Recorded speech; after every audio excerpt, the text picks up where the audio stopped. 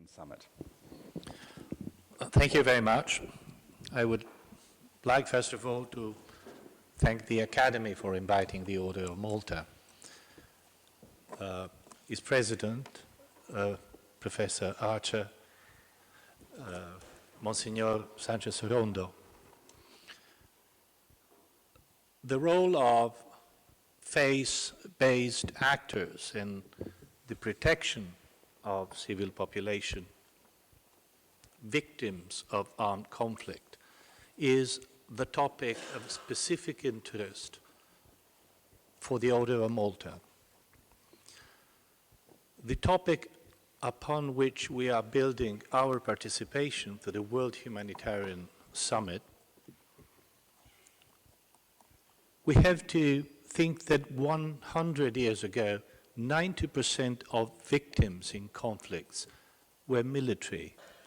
Today, 90% of victims are civilian. The Order of Malta was founded 900 years ago, more or less, in the Holy Land as an institution to serve injured and sick pilgrims. Its mission was soon extended to care for all people in need with no distinction of race, religion, or ethnic origin. This mission is carried out today in 120 countries, including the war-ridden areas in the Middle East. We live in a turbulent era, surrounded by dramatic, violent conflicts. The idea that religion is at the core of these conflicts is often raised. This we consider to a simplistic analysis. The last century was full of wars and mass killings, which needed no God. However, religion has indeed become a crucial international issue. The crossover between religion, global issues, and foreign policy is evident if we consider that 84% of the world population identifies itself with a particular faith. No wonder that also governments are taking this powerful force more and more seriously. The decision in 2013 of the US Department of State to establish an office in Washington to advise the Secretary of State on matters related to religion is self-explanatory. I would suggest to those of you who are interested to read an article written by John Kerry, I think was published last year on The Atlantic, about this subject. This is quite fascinating. Now, the increase of non-state actors in conflict today is a major issue in this respect. Non-state actors, like extremist groups, in fact, not only ignore the principles of humanitarian law, but reject them as a product of Western culture. In this context of political and social unrest, religion can become an area for shared humanitarian principles among groups of different faiths, on which it is possible to start a dialogue and reaffirm humanity. In this framework, the commitment of religious leaders and communities becomes pivotal. As Cardinal Tagle recalled a few minutes ago, FBOs are among the first responders. They stay beyond the emergency and reconstruction phases and have the support of the vast network of their believers. The High Commission for Refugees, itself a secular organization, we have here its High Commissioner, recognized 2 years ago in a two-day meeting with 400 FBOs the invaluable contribution that they provide to refugees and displaced persons.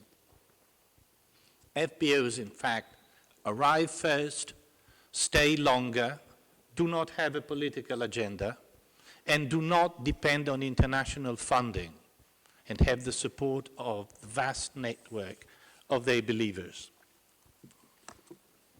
In May 2015, the Order of Malta organized at the United Nations headquarters in Geneva, in cooperation with the WHS Secretariat, the symposium Religions Together for Humanitarian Action, reaching out to victims of armed conflicts.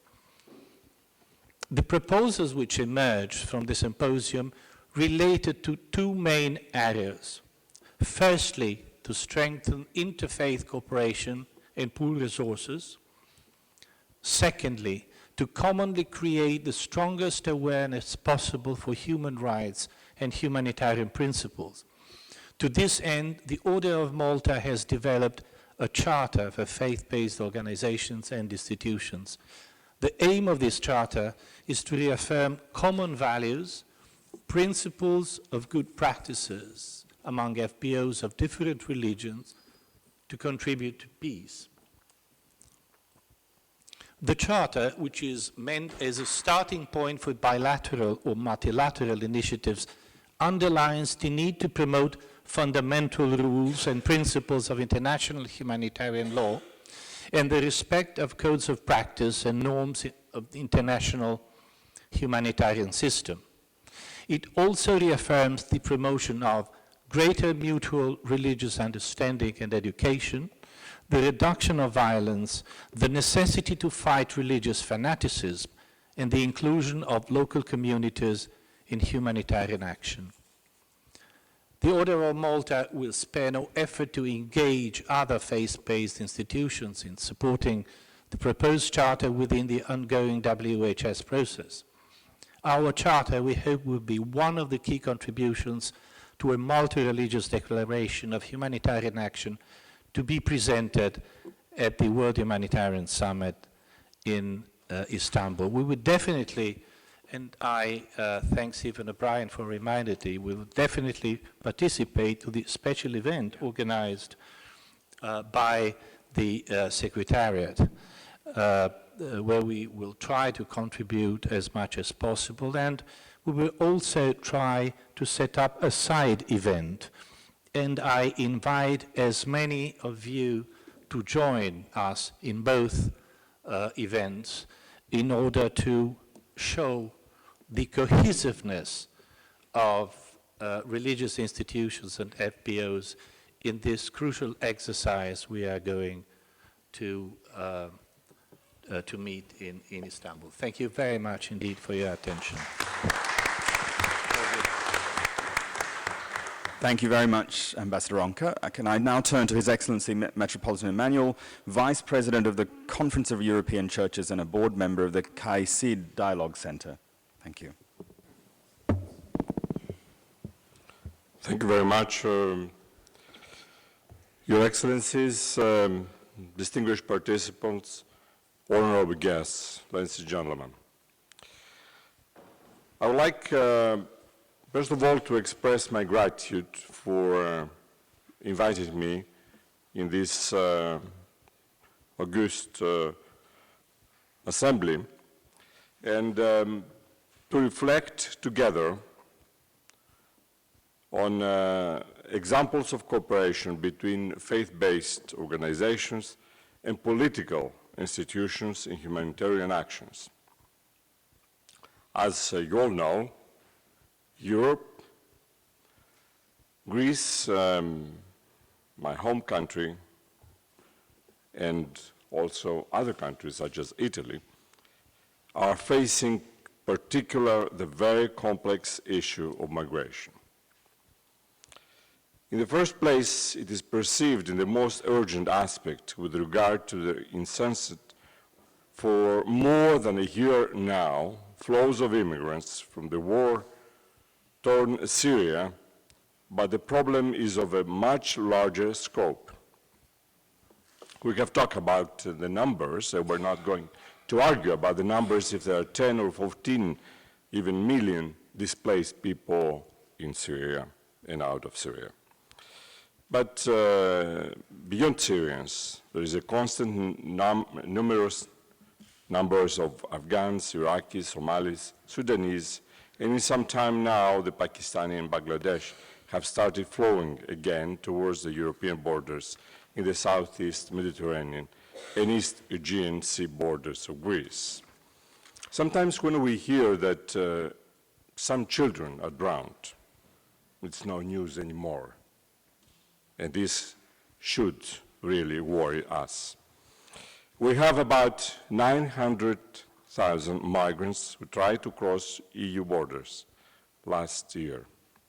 In the middle of this terrible situation, we have been moments of true and genuine solidarity, albeit the financial crisis. The recent nomination of Greek islanders for Peace Nobel Prize is not a surprise. For its part, the Orthodox Church in that part of the world, Diocese for the Ecumenical Patriarchate, but also the Orthodox Church of Greece, supported by its NGO Apostoli, serves tens of thousands of meals every day. And there are synergies, not only on a local level, but also in the international scene with political organizations as well as ecumenical. And we should think of religion as a lever for social inclusion, which reveals another responsibility that we should pursue. The challenge of religious cooperation is to find the right balance between a metaphysical discourse that transcends the societal framework in Christian theology we call believers as souls of the world, and simultaneously the social activity of religions being more inclusive. In other words, we are called to reconcile the former distinction between the sacred and the secular through our synergies. Our role as religious leaders is to facilitate the representation of the other and to support the initiatives of the public authorities and civil society. Religious certainly share a savoir-faire, especially in terms of mediation, that is useful in many contexts. We need to promote the skills we have been developing through the centuries, such as dialogue, which has already been mentioned, mutual recognition, and interculturality. As per humanitarian actions, the Carta Ecumenica, which is a document signed already 15 years ago more, of the Conference of European Churches, is a clear example of inter-Christian cooperation regarding the dignity protection of the most vulnerable people, and more specifically of the migrants. In an effort for peace and dialogue, the text states, together we will do our part towards giving migrants, refugees, and asylum seekers a humane reception in Europe. This desire, or even better, this prayer, can only be envisioned if an inclusive approach to diversity is promoted. Thus, our task is to promote and to provide the tools necessary for reconciliation of peoples and cultures. Indeed, behind the term reconciliation, we can find the reality of living together, deeply rooted in the acceptance of our differences, and even more so since it concerns diversity in constant mutation according to an ever-evolving change in migrants. Migration is at the heart of the European agenda, and not only. However, the assistance that needs to be provided to the migrants should not be limited just to the European continent. We must also dedicate ourselves to fighting illegal immigration. For, in addition to the tragic reality of the people who are subject to illegal immigration, malicious networks make fortunes out of the misfortune of the most vulnerable. And this is certainly unbearable. Solutions have been proposed, including initiatives for the development of the countries of origin of illegal immigrants. This, however, is a long process that cannot exist without strong actions taken against the violence that profits of such operations, and also dealing with the management of state borders. Thus, our perspective on migration issues as a key concept for humanitarian actions should not be limited to Europe's borders, but it should be open to the spectrum of action in the interests of great efficiency, and multi-religious cooperation should be part of this urgent issue. Dear friends, there are no humanitarian actions without sustainable changes, and especially in terms of global solidarity, including the protection of the environment.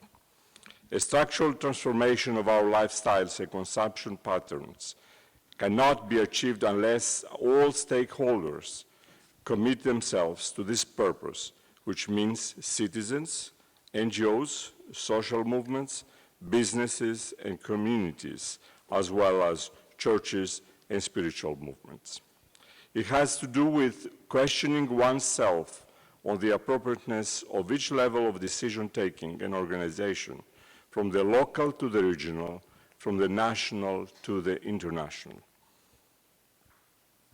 The evidence of the current emergency forces us to develop a new imagination, new alternatives, and new forms of commitment, recruiting policymakers, support for change, involvement in local projects, a call for the accountability of the political economic actors, local and communitarian solutions. It has to do with putting politics back in the service of the community, but also putting citizens at the center of politics and decision-making mechanisms with a common good as its main goal and horizon. Faced with the international globalized crisis, which is exactly what, for instance, the climate crisis is, that the religions must renew the word they transmit. They must remind the world of fraternity as the essential foundation of an unconditional acceptance of justice for the humblest horizon of all terms of solidarity, of peace for all as a condition for good life, of simplicity and gratitude as seeds of a renewed hope. In that case, solidarity is identical to humanity. And I have no time to get into more details, but I would like to summarize my thought underlying three possible partnerships in humanitarian actions with faith-based organizations and religious leaders. First, to foster local expertise and initiatives of faith-based organizations. Second, to promote ecumenical and interfaith commitment and cooperation. And third, to support the mediation mission of religions. Finally, on behalf of the Ecumenical Patriarchate in His Holiness, Ecumenical Patriarch Bartholomew, I would like to state that solidarity is the term which contains the very essence of social ethos, referring to the pillars of freedom, love, and justice. It means steadiness in the struggle for a just society, the respect for human dignity beyond the division of social classes. We are convinced that the future of humanity is related to the establishment of the culture of solidarity. Thank you.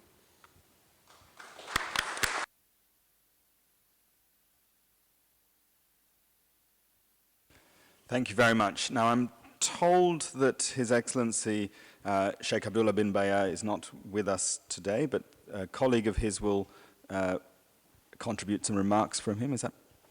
Okay, perfect. Thank you.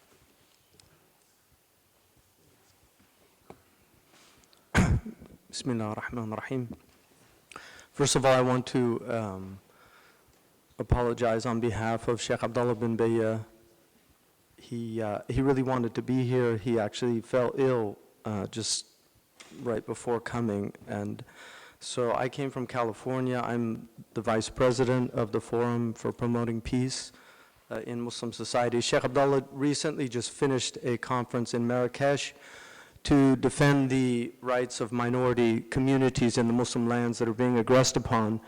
One of the great tragedies of our time for the faith of Islam, which protected these religious communities for centuries, the churches, the great churches of Iraq and Palestine, Syria, that are now literally, their existence is under threat. Communities that have existed actually long before Islam came to those lands. These communities, the great church, Chaldean church, the Nestorian church, the Malachite church, the Coptic church of Egypt. So he was very distressed by that and initiated that. I'm going to read a few remarks and then add just a few things here. He said, may God, in the name of God, the compassionate, the merciful, may God send his peace and blessings upon our Master Muhammad and upon his brothers from the other prophets and messengers. Dear brothers and sisters, it was my hope to be here with you so that I could personally express the spirit of cooperation and solidarity I feel with you and with the noble work that you all undertake. In these times, it is a duty to remind ourselves of the world of humanity's shared values and to work to restore to mankind its humanity. To engender kindness and compassion in the hearts of humanity so that it may be as one body and spirit. As is described in the Holy Quran, if anyone kills a person, unless in retribution for murder or spreading corruption in the land, it is as if he kills all of humanity, while if he saves a life, it is as if he saves all the lives of humanity. Thus, each soul represents all of humanity, and so whosoever feeds the hungry and treats the ill, it is as if he gives life to all of humanity. This is the type of solidarity that a relief worker feels, that by providing aid to another, he is first aiding himself. It is in this way that he feels his identity is an integrated part of the human family. A businessman that spends all of his money helping others feels that he is in reality helping himself and spending on his brothers and sisters in humanity. This is the unity of humanity that is captured in, while if any saves a life, it is as if he saves the lives of all humanity. This is the embodiment of humanity in a single person. Humanity began from one soul, which God, glory be to him, ennobled and breathed into it his spirit. Then he spread forth from that soul many men and women to be his dependents, and the best of people are the best of God's, are the best to God's dependents. All of our efforts at the Forum for Promoting Peace are seeking peace in the hearts of people and peace between peoples. Our work is to spread the spirit of love and the value of solidarity and the love of neighbor. We put forth the most beautiful elements of our tradition, which embodies a practical way for people to employ, such as the tradition of our prophet, he has not believed in me, the one who sleeps satiated while his neighbor is hungry and he knows of it. Today we are that is both large and small. Dear brothers and sisters, we must all work together as religious leaders, businessmen and women, men and women in the private and public sectors, to restore to humanity its warmth and kindness, to restore serenity to the souls of men, love to the hearts, and hope to the desperate, health to the sick, and life in place of death. This is a message that we all share with deepest salutations, love, and respect. So that was his sentiments that he wished to express. Just a few remarks. One of the tragedies of the current crises is that bringing humanitarian aid to many of these places is not even possible due to the incredible conflicts that exist and the fact that many of the agents now have no respect for aid workers. Abdullah Schleifer told me that in the 60s and 70s, the communists had much higher regard for journalists and for aid workers and these things in the same region than these so-called Islamists do. So this is one of the tragedies, is that it's actually difficult to get this. Part of what Sheikh Abdullah bin Bayyah is actively engaged in is trying to restore this normative understanding of the religion of Islam. We right now are in an incredible crisis of leadership in the Muslim world.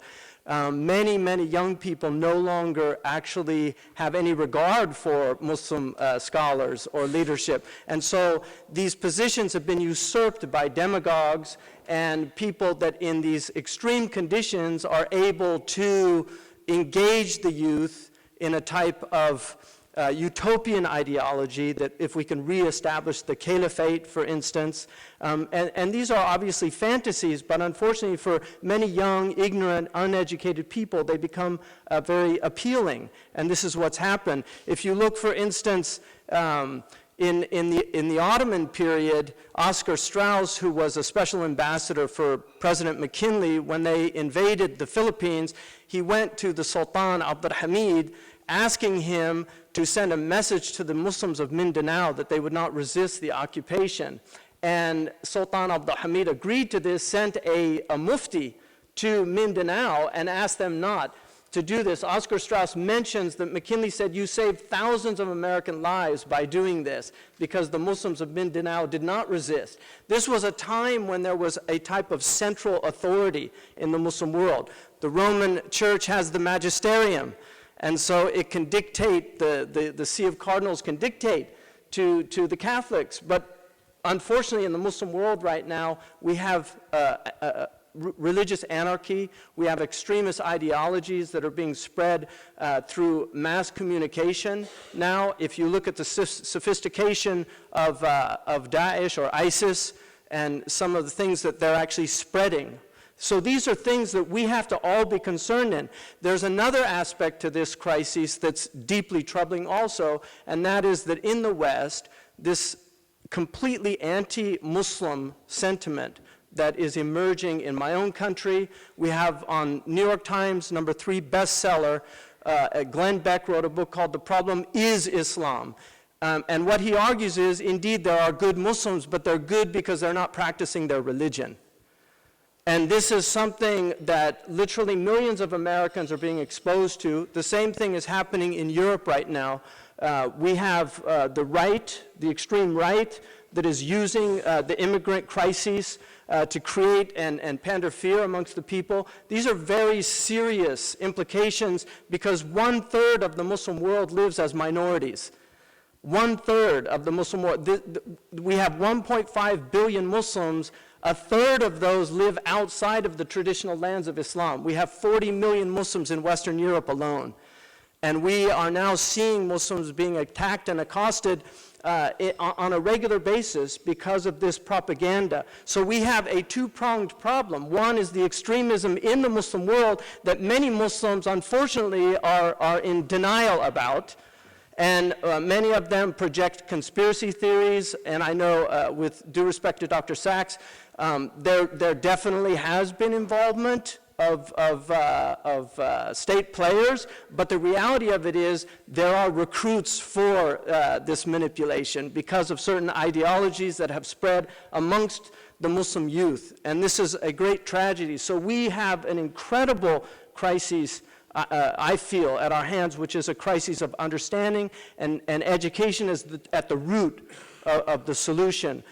We have incredible tools now, and in conclusion, in light of the Latin that's up here, the Romans used to say, corruptio optimi pessima. When the good are corrupted, they become the worst. And a lot of what we're seeing right now is really the corruption of an extraordinary world religion that was at the forefront of science and technology, that honored the great Jewish Franz Rosenthal, the great Jewish scholar of Islam, said that of all civilizations, none put at the center of their very cause of existence education.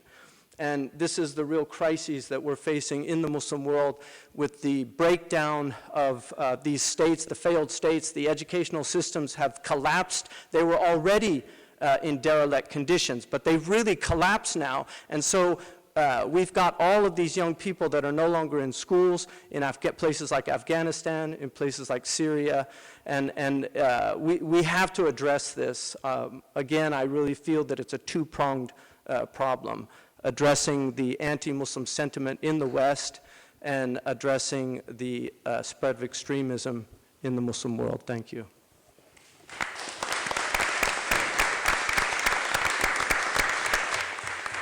Thank you very much. So we're going to move from a trinity of religious voices who've told us that we need urgent, inclusive, sustainable change based on shared values of love, respect, humanity, solidarity, to a trinity of UN agencies. And I'm going to begin with Filippo Grandi, who has for the last 6 weeks been the United Nations High Commissioner for Refugees. Filippo. Thank you, Danny. I will start with a small personal anecdote. I was a very young, refugee worker more than 20 years ago, and one of my predecessors asked me to go and coordinate a refugee operation in Eastern Congo. And when I got there, I found disaster and catastrophe. There were 1 million Rwandan refugees arrived in 4 days. And after a few days, people started dying of cholera by the thousands in front of us. We couldn't do anything. You know, I hope I'm not breaching any UN code here by saying I'm a believer, I'm a Christian, I'm even a practicing Christian, and yet, frankly, I doubted the existence of God in front of that incredible disaster. But then I started going to see people, refugees, talking to them, and I realized that there was resilience there. And of course we were trying to give them food, medicines, to help them, to organize them, but the real resilience came for many of them, not all, but for many of them, was based in their faith. And that was an incredible lesson that I learned during those dramatic days. And the lessons is a lesson that I carry with me now that I have become the High Commissioner for Refugees, a lesson that we humanitarian organizations simply cannot ignore the role of faith, its presence and its centrality. It is stronger than organized relief. And Danny asked us to talk about partnerships, and certainly I will do it from the vantage point of UNHCR, an organization. It is a good vantage point because it is an organization, first of all, that deals with, of course, refugees and forced displacement, an issue that, a vantage point that sadly, as many of you have said, has become quite dramatic at this point in history. An organization that is the custodian of the 1951 Refugee Convention and all the treaties that accompany that convention, and the values that underpin the convention and these treaties are universal also across religions. Exile and hospitality are central to the monotheistic religions and to others as well, but certainly to Jews, to Muslims and Christians. And exile and hospitality are what we deal with in UNHCR. And of course we are also, well, you know, it's a good vantage point because for more than 60 years we have worked essentially with non-governmental organizations as partners, and many of them have been and continue to be faith-based organizations. Faith-based organizations, it has been said, are the frontline providers of aid, and as such, they have been extremely useful in responses to crisis. But in the last few years, we at UNHCR have been trying to look a little bit beyond relief, as we would say, or charity, as the faith-based organization, or some of them would call, and try to transform their partnership into something more strategic. I think Ambassador Ronca already mentioned that my predecessor, Antonio Guterres, promoted in 2012 a dialogue with faith-based organizations,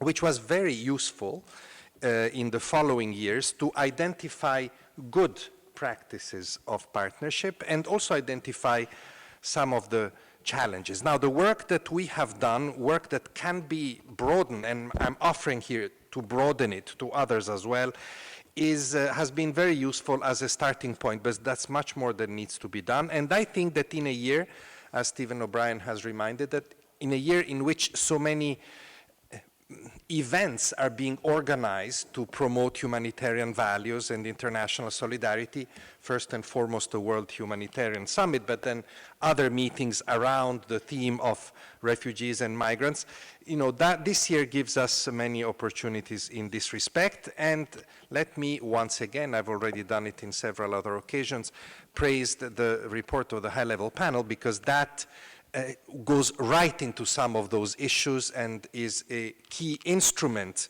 in order to achieve results during this year. Much has already been said, so I agree with most of what has been said. I won't repeat it. I'll just focus on a few things based on what we have learned through our own dialogue with faith-based organizations. First, the challenges, and there are many challenges. I don't think we should paint too rosy a picture, stemming mostly from what I understand from the fact that we, meaning the international organizations and faith-based organizations, do not know each other that well. So that lack of mutual familiarity gives rise to some of the issues. I'll just mention a couple. One is certainly that of different approaches and languages. You know, I've been with the United Nations for 28 years. And sadly, I find that many times today we are overcome by process and at the expense of the focus that should be on people. And that is something which, you know, Cardinal Tagle pointed out very clearly, and also His Highness mentioned this in the beginning. We have to overcome. I think the report of the panel goes right into that direction, and we should heed its recommendations in that sense. Now, of course, accounting for expenses, reporting on results, all the things that donors remind us to do, we must do them, and unfortunately we must pass them on to our partners, even when they are faith-based organizations. And they're okay, because effectiveness is of course very important for the taxpayer. But I think that we need to think more and give more space to mutual trust, for example, to building on those mutual values that are very strong. I think this is equally important for the taxpayers, but perhaps it is something that we don't remember all the time. And on the faith-based organization side, I think that sometimes we have a problem with exclusivity. When aid, for example, is provided only to those of the same faith as the faith-based organization in question, and this happens. And I find it especially troublesome at a time when, let's face it, faith is a powerful element of reconciliation, but it is also, and sadly, and has just been reminded to us, been used as a factor of war, or a foundation of war. So exclusivity, I think, needs to be overcome. And we have great examples, and we can share those practices. We have great examples of, interfaith cooperation. Some have already been mentioned in Central African Republic, in Myanmar, in Germany, and in other places. The recent deal between, or agreement, sorry, between the Lutheran World Federation and the Islamic Relief Worldwide is a very good example of a model that we would like to promote more. More important, however, and this is my last point, I'd like to focus on strengths of these partnerships, because there are many strengths as there are challenges, of course. The faith-based organizations are, of course, ideal partners for us in the current patterns of crisis and conflict. And the high-level panel report stresses that when it emphasizes the need to work more through local partners, including faith-based organizations. You know, take one huge debate, the debate of how to overcome the separation, the dichotomy between humanitarian and development aid. For most faith-based organizations, for most local providers, this is not really a problem. They understand, as has been stressed very well, the value of education, especially in long-term protracted refugee situation. We see it from that perspective. Or the value of jobs. It's not something that they're waiting for the next phase to focus on. They focus on right away. I've worked for a faith-based organization before joining the UN, and that was the main focus 30, 35 years ago. So I think that's a very great strength. And also, the fact, it has already been stressed many times, but I want to also speak about this from the angle of displacement. The fact that faith-based organizations are based in the community is a great strength. You know, war is very local these days. I was in Damascus just a few weeks ago, talking to displaced people.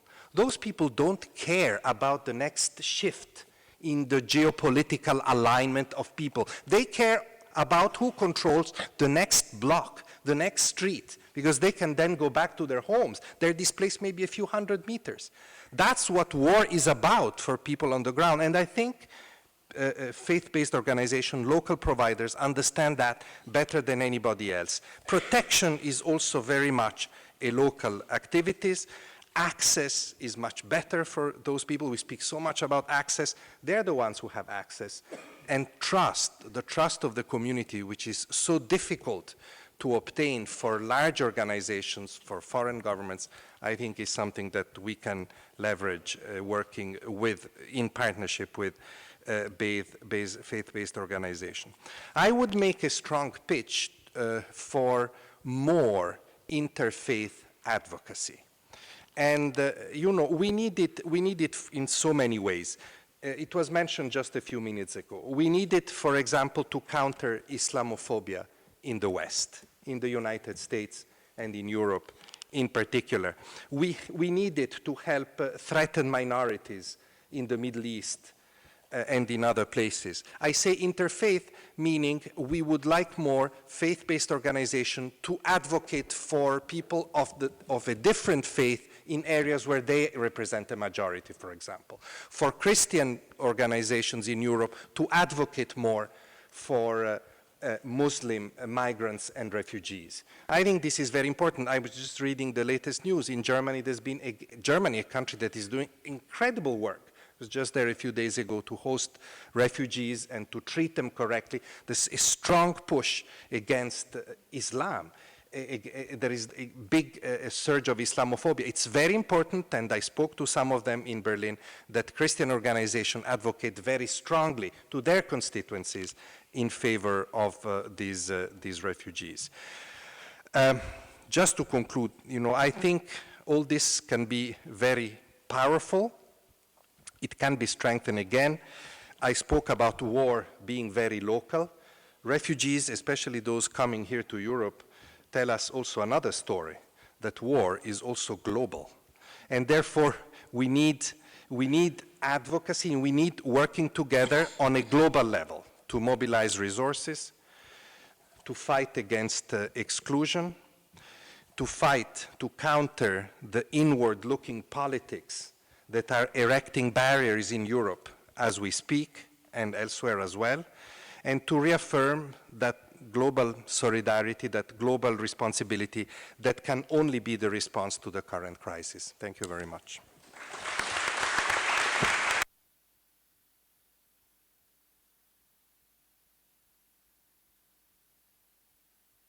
Thank you very much, Filippo. I'm going to hand back to Stephen O'Brien, who we've just heard from, but Stephen, you've got to leave a little bit earlier, so I wanted to bring you in now for any responses to what you've heard so far. Well, thank you very much indeed. Now, I feel I've had my say, so I'll be extremely brief, but it's very interesting just listening in this section to what is effectively the call for how do we really create partnerships which are effective on the ground. And it's set me thinking a little bit that I have to take an extraordinarily deep breath when I actually give my job title, which is the I have to remember it myself, which is the Emergency Relief Coordinator and the Under-Secretary General for Humanitarian Affairs. And it's on that issue about humanitarian affairs that often we think about partnerships. We're often thinking about between ourselves.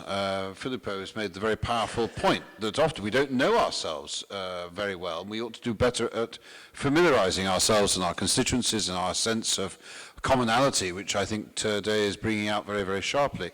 But in fact, when you analyze on the evidence what the Secretary General's report has been able to bring to bear in both advocacy and evidence base, is that when we think about what we are doing, whether it's the faith-based organizations or the UN agencies and all their partners, very often it is thinking about how can we bring help and assistance to people in need.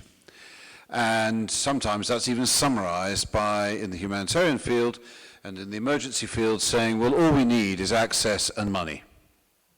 But that tends to have us as the central characters. It doesn't have what we know now to be the right call, the right demand. And that is, if we are going to be genuine about our call for political leaders and politicians to take their responsibility to find ways of preventing and resolving conflict, which is, in the end, all about putting people first, rather than all those other factors we've heard today articulated about what drives them when they put the people last, even though they're meant to represent them. This is about how do we find, and I hope we can do this at the World Humanitarian Summit, how do we find a way of concretizing what we mean by the partnership between all of us and the people of need and the people who need us so that they can survive and thrive. And it's more about how do we partner as one to be able to respond to when we are called in rather than thinking what we can do to people. And I think it's getting that sense of how do we get a partnership with the people of need rather than a partnership amongst ourselves. Of course, getting a partnership amongst ourselves is a precondition to having the strength, the power, the complementarity that's going to be effective. And it's in that latter part that we often hear that what people really want, even though they may be in a crisis, they still want jobs and justice. So you have access and money on the one side, you've got jobs and justice on the other side. Yes, education is the one thing that threads all that together, so we should never lose sight of that. But that's where it's so obvious that the humanitarian development divide should not exist, let alone need to be broken down. We just need to get over that and to get our institutional capacity framed in a better way. So I think if we're genuine about putting people first, this is we need to think about how do we construct our partnerships in a way that are quick and effective and a precondition to actually achieving the partnership that matters.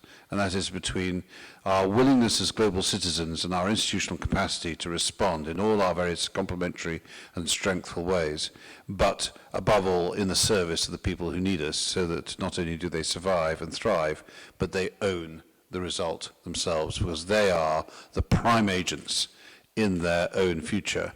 And what's fascinating is today we're really getting an understanding that it's often faith-based organizations who are the prime advocates of that local agency, and that's where the partnership exists. Thank you very much. So we've had UNHCR, UN OCHA, and now to UNICEF. I'm delighted to welcome Marilena Viviani, who's Director of UNICEF's Geneva Liaison Office. Over to you. Thank you, Mr. Chair, and also would like to convey the best greetings of Mr. Anthony Lake, and to thank all of you for having invited us. We have heard today many of the challenges that children are facing. Everything that we heard and has been conveyed touches upon the heart of the issues related to children. But maybe working for UNICEF, we also look at some of the opportunities ahead. We need to be also able to look at the future with some optimism, with a strong realism too, that I will address later. And what we heard today and what we know, that there is a strongest awareness now of the issues of equity for the most disadvantaged, and in particular for children. We know that there are more actors. We are here also because of that, working together. And we know that people also have better access to communication and information, and there are those, and we heard also this today, who are able to also be actors in everything we do, in the work we do for them. But the strongest probably opportunity we have now is really with the SDGs and with the integration that we are all converging towards of the work we do and the nexus in humanitarian and development. And I mentioned the leave no one behind agenda and what does it imply for children. There are huge opportunities, but as I say also, we are very realistic at UNICEF that the world is evolving, is becoming more and more complex. We had to adjust also and to adapt ourselves. UNICEF is committed to the work we do for children victims of conflicts, and we know that it's becoming more and more complex, more and more demanding. Conflicts have changed. Some have shared some personal stories. I worked in my first humanitarian crisis in 1990. We had a UN band arm. We thought it was the strongest protection ever. We didn't have walkie-talkies. Now, to me, the biggest shock was later in the years to be asked to remove this for my own protection, just to say and this is a simple thing, and I'm sure others may have felt the same evolution. So they need to adjust because the world is changing. So with all the opportunities that we have, we also know that it's becoming more and more difficult for the nearly 250 million children who are living in countries affected by conflicts. And we know that children are the most vulnerable among the vulnerable. We heard from Mr. Grandi about the issue of forced displacement of IDPs. We know that children are almost 30 million in the IDPs. We also heard the new emerging issues related to climate change. There are 500 million children who live in areas affected by floods, and 160 million in areas affected by drought. So when we look at the scope of the issues, we know that also everything we do should target them. And we heard also from Ms. Georgieva earlier that children in this humanitarian crisis, they are those who are the victims of critical disabilities, they are those out of school. 43% of children out of school are in humanitarian countries, and nearly half of all those who die under the age of 5. So we need to be prepared for the World Humanitarian Summit, and we need to be prepared to work better with all partners. What are we doing? We think, and we heard this today already, we need to increase investment in education and protection of children. We need to better prepare for disasters and invest in risk reduction that is child sensitive. We need to promote the engagement of young people before, during, and after the crisis, and ensure that resources will really target the needs of the most disadvantaged children. We need to be good partners. I think this panel is about partnerships. We always think of partnerships, the others, but we need to learn, and I fully concur with colleagues and distinguished panelists who have said we don't know enough, even though we have worked for a long time with faith-based organizations, we don't know each other. And my personal impression, having also worked in the field, is that faith-based organizations were ready to work with us before we were ready to work with them. Again, another personal story, I remember having addressed the Episcopal Conference once in a country affected by war with unaccompanied minors, and I was prepared with a strong documentation, a strong justification to make my case, and it took 1 minute to the bishops to say, yes, you can work with us, and I thought, that easy? Because, I wasn't, so I think it's a small story, but maybe we have all others. So we think that really faith-based organizations have strong potential for different reasons. They have proven to be a strong force in the protection and assistance of people. And this is what we are here discussing today. People who are affected by humanitarian crisis. They have the capacity to mobilize everyone, to be inclusive at the local level, where we also face challenges sometimes due to access. As I told you, even we can't show anymore our UN identity in some cases. They are also able to provide effectiveness in their work, serving the people and reaching the hardest to reach. And they have a strong channel for peaceful dialogue and and we heard this before, this interfaith dialogue and advocacy that will be crucial not only to address the consequences of conflicts, but hopefully to prevent them, also to prevent conflicts. We have good experiences at UNICEF, recent, long-term, some were documented, and maybe this is something that we should do better with the UN also to document our work. But we have good examples of the work that has been done, not only to provide services, which sometimes is the easiest thing that we think of, but really to define the services that are needed, because these organizations, they are closer to the communities than many of us, and to see what could be really successful in the work. And we have, as I mentioned, good experiences in having worked with faith-based organizations in different countries, utilizing the churches, the mosques, and also, as I say, in preventing conflicts and working on peace education, which is an important element of the work of education that should be done. We are also aware that 6 out of the 15 NGOs in the sphere community are faith-based organizations, so the potential is there. And again, it will be important for us to be able to address it. Some final words. I think that we heard today that we should be committed to do more, to do better, to work together, and to find new ways also to find resources, to mobilize resources, and to implement. And I will read a quote from Mr. Lake that will be my closing remarks.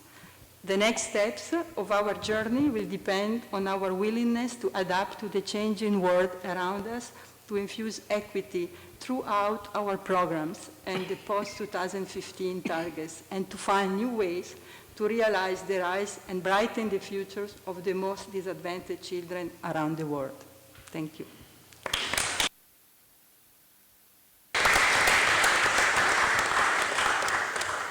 Thank you very much. Now, last but not least, the last two panelists are from very important players in the humanitarian sector, but secular organizations who, though I'm sure, will tell us about the fact that they work regularly and respectfully with faith-based organizations. First is Mark Goldring, who's Executive Director of Oxfam Great Britain. Thank you. Good afternoon. Earlier this winter, floods hit the northwest of England. Not serious by global standards, but devastating for the local communities. An Oxfam premises was flooded. The first people to arrive to support the local volunteers were members of the local mosque who had driven 100 kilometers, brought boats, and beat the emergency services in to help our teams to restore a modicum of civilization to their lives. So none of us here take any convincing about the role of faith-based organizations in humanitarian work. I want to concentrate my comments on two levels of the kind of partnership that the panel are invited to comment on. The first links directly to the report of the high-level panel, where we're saying that the most effective way to bring down the cost of humanitarian aid, and indeed the suffering from humanitarian crisis, is to reduce the need for it. And I think we need to look really hard about how do we further enhance the power of faith-based organizations and partnerships in reducing humanitarian suffering. At one level, we can look at climate change. We can look at where that climate change is being created, where energy policy is impacting from rich countries on poverty, on suffering, and on climate change in the poorer countries, and say, what can faith-based organizations do about it? The president of the Academy told us in her opening remarks about the power of interreligious, interfaith work to combat human trafficking and slavery. And we've seen from the Catholic Church really powerful statements and work on climate change. Do we have the kind of potential to see those partnerships being expanded? And the real partners here might be the scientific community. They might be those people who can analyze what's going on and arm faith-based organizations with the ability to speak in houses of parliament, in the media, and indeed in their own pulpits more effectively. Professor Sachs talked very clearly this morning about let's not just look at the organizations and the countries in which suffering is taking place. Let's look at where it's being caused. And if we move on and we look at conflict as a cause of humanitarian suffering, the ability of faith-based organizations to impact on public discourse and thinking, both in the countries where that suffering is going on and some of the countries that are causing it or fueling it, is enormous. Just think about Syria. You know, the power of religious organizations, whether it's speaking to the government of Russia in their own country or America alongside that. Look at Yemen and Britain's arms exports fueling the Saudi bombing. The power of churches to speak to our governments about that. Every year in the British media, we get a wonderful reaction where our politicians think the churches or the other religious organizations have spoken out of line. Why are you meddling in politics, they say. Actually, they're meddling in politics because what they're doing is speaking for the people on something that's not about party politics, but it is about humanitarian duty. International humanitarian law sounds dry, but it's actually the values of most religions in the world brought to life. If we can get those values spoken, in democracies, our religious organizations have more members than any of our political parties. Actually, we can be a powerful force to reduce the humanitarian need. And then moving on to the response, I've literally just come back here straight from Ethiopia. And traveling in some of the drought-affected areas, people described the first responders there were local small businesses and local religious organizations. And then they said the assistance seemed to dry up. It was a good while before all of our organizations managed to scale up, and indeed the Ethiopian government. We weren't absent, but we weren't scaling up quickly enough. And the local religious organizations who were responding have basically run out of resources. And I think what that's describing is the challenge that we have to work with those faith-based organizations. As humanitarian actors, as Filippo said, we're struggling with issues of needs assessment, accountability, legality, money laundering, back donor commitments. So the ability to respond quickly to those local organizations just to help them keep doing it is disappearing rather than being increased at the moment. I'm not talking about our relations with well-established faith-based organizations like the ones represented here, doing an amazing job, but it's a lot easier for an Oxfam or a UN body to interact with Islamic Relief or World Vision or Caritas than it is with the Bishop of Malakal or an imam in Aleppo or a Buddhist community on the fringes of the violence with Islamic communities in Myanmar. I think we're only going to get better at that if we do it a lot earlier, because those bodies are not primarily humanitarian response bodies. They're not organized that way. And we say, but you haven't got the systems of accountability, finance management, logistics, your store isn't suitable. So it's breaking down that development and humanitarian barrier and saying we need to work with partners in the long term. We need to build a kind of capability that's not just a formal capacity building, but it's actually an institutionalized partnership. And if we do that, they will have more capability to respond, not just with their own dynamic and committed members, but drawing on our resources. I'm pleased to be a small player in a bigger initiative called the Humanitarian Leadership Academy, launched by Save the Children with interagency support of many of the people here. The kind of support that that academy can provide in terms of preparation and training is really imaginative. The vision is to range from supporting the UN with their senior level staff development right through to village leaders and religious leaders at all levels. So it's not just the HLA, it's other kinds of initiatives that we're going to have to get better at if we're actually going to be working with those small faith-based organizations on the ground just as effectively as the more powerful and very important partnerships with the big actors. So at one level, there's more partnership for prevention. The other, there is a more effective partnership for response. And it's something that we can bring out in the World Humanitarian Summit, but actually we can all do and promote in our own day jobs. Thank you.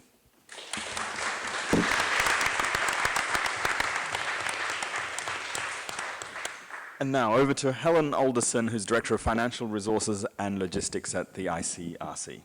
Thank you very much, Danny, and warm greetings to all of you from Peter Maurer, my president, who is sad not to be here today. He's actually on his way to Syria. The question that we were asked around partners in humanitarian response, obviously the question mark is rhetorical. The partnerships are fundamental. They are also very broad, and I think we should be thankful for that. A lot of very compelling and inspiring things have been said today by all of you, and I would just like to highlight on three areas. The first one is around local level. Religious leaders provide guidance to their communities at a local level, first of all. And this is all the more important in situations of turmoil, strife, natural disasters. And this is a real strength.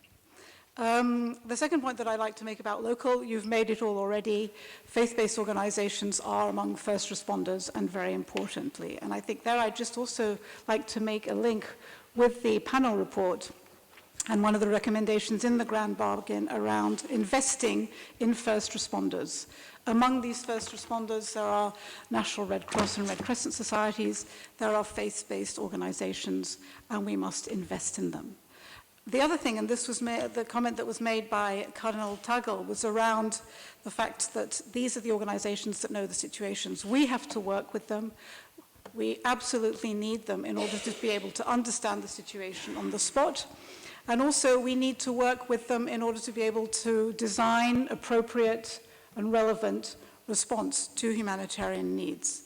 We see this all the time, all over the world. Your Eminence, you mentioned migration in Europe. What we see also along the migration route in Central America, in Mexico, it is grassroots Catholic organizations that are providing the basic services there. We see also Islamic charitable and relief organizations, as well as Muslim diaspora around the world, also providing really very relevant and playing a considerable role in humanitarian response in what is going on in the Middle East. So this was my point really about the local. The second is concerning reducing needs. And Mark, you mentioned international humanitarian law. It is so powerful when we have religious leaders who have the moral authority, but they also have the influence, making the case for this. Just over a year ago, Pope Francis, when he was addressing the diplomatic community here, said that the full respect for humanitarian law was absolutely indispensable. We have many cases and many examples of this. And just another example, which I think is very powerful, in the Central African Republic, the Archbishop of Bangui, the Grand Imam of Bangui as well, together they joined voices to call for an end to violence, to call for reconciliation amongst the various groups. This is extremely powerful. I'd just also like to mention something that the ICRC has been focusing on and investing in for the last probably 20 or so years, and this is working with Islamic scholars, with Islamic legal experts as well, to look at international humanitarian law and to look at the commonalities, because there are so many, between international humanitarian law and between that and Islamic jurisprudence, Islamic law, notably around issues of protection of civilian populations, protection of prisoners, and basic principles around the conduct of hostilities. And what's actually interesting for us, and it was also mentioned the fact that we don't necessarily know each other very well, but even despite the fact that these commonalities are there and become very quickly quite obvious, simply the dialogue has really helped to break down and to overcome mutual misperceptions which were there. And we've established this safe space, and it's this dialogue and safe space that will help and that will enhance greater protection in humanitarian work for those people who really need it. And then just maybe another point around also inclusiveness. What we're seeing, and this has existed forever, but what we really need to recognize is the diversity of humanitarian actors, which of course faith-based organizations are very much part of this diversity. This is a real opportunity to be able to have greater impact. But what we're also seeing is discussions around, well, this is leading to fragmentation. There are different visions of humanitarian action. I mean, we have had some very difficult discussions around universality of basic principles. To have these discussions is not easy. But, and I think we have now an opportunity with the World Humanitarian Summit, in fact, to really recognize this diversity and to take this opportunity and this platform as well to discuss what the complementarity of these diverse actors can actually be and how this can really help to ensure protection and assistance for people in need and to make us more efficient around that. So I'd just like to finish now with these words. Thank you so much.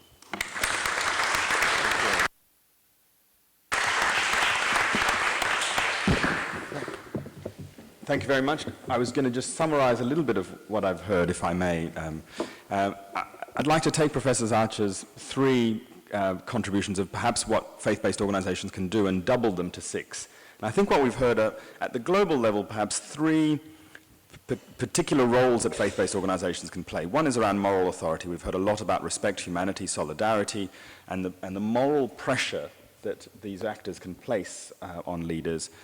A second theme around dialogue, the interfaith work, the economical cooperation, the mediation, to shrink the needs for humanitarian action in the first place. And the third is around mobilization, not just of more money, but of people that who go beyond the donor-recipient dyad that so troubles us, that people are giving not just because of charity, but because they're engaged. But then I think in this panel in particular, we've heard that at the local level, there are 3 further roles. One is around access and trust that faith-based organizations can have. Second is around voice and empowerment and the participation revolution that our panel report talks about. And then third, building local capacity, the localization, that eventually we will build capacity in these communities so that they can solve their own challenges. And so I think Filippo put it best perhaps when he said that sometimes we in the humanitarian world put process before people. I like to think of it as that in the last few years we've been, the science of delivery has started to kill the art of transformation. That so many of us are obsessed with metrics and money, when in fact today's discussion has reminded us that it is the art of empowerment, of the vocation of empowerment, that needs to be at the heart of our work. And on behalf of the co-chairs and my fellow panelists, thank you very much to our hosts and to you all for being part of this discussion. If I can close with the words of the poet I quoted earlier, we don't want our report, we don't want our panel to be one of those whose studies and surveys bring no change, because this really is too important to fail. Thank you very much.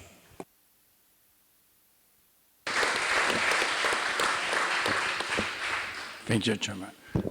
If there are questions, very brief questions or comments, I don't know, maybe Margaret, you want to say something?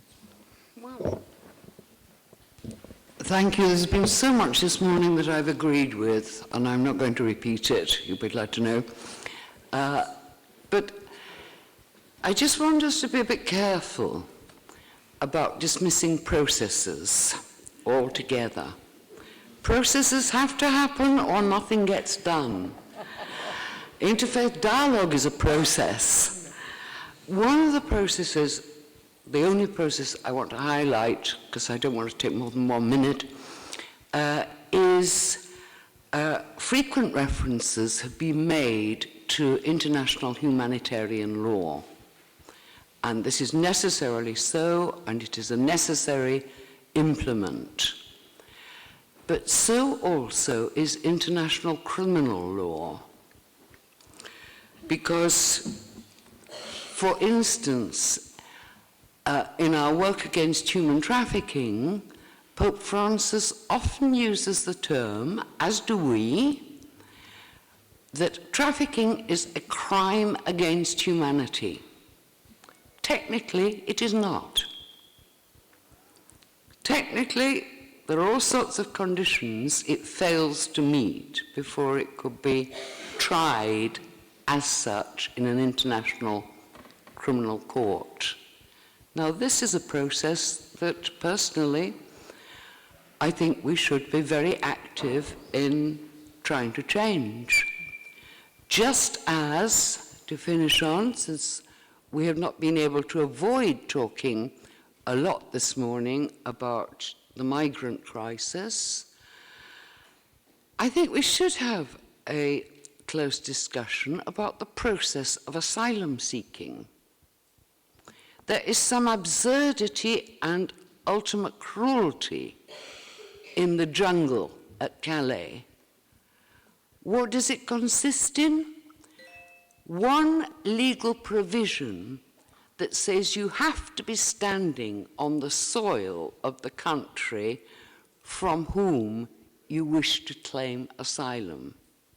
Why? Why can you not stand on the border of Turkey and indicate to which country you wish? Doesn't mean you qualify, but it means that your voice is heard, you wish to belong. So that's all I want to say, except many thanks for that wonderful poem, and maybe it could become the sort of logo, leitmotif of this meeting, and if you all are all happy to sign the joint resolution, maybe we could print it on the back of it. Thank you very much to everybody.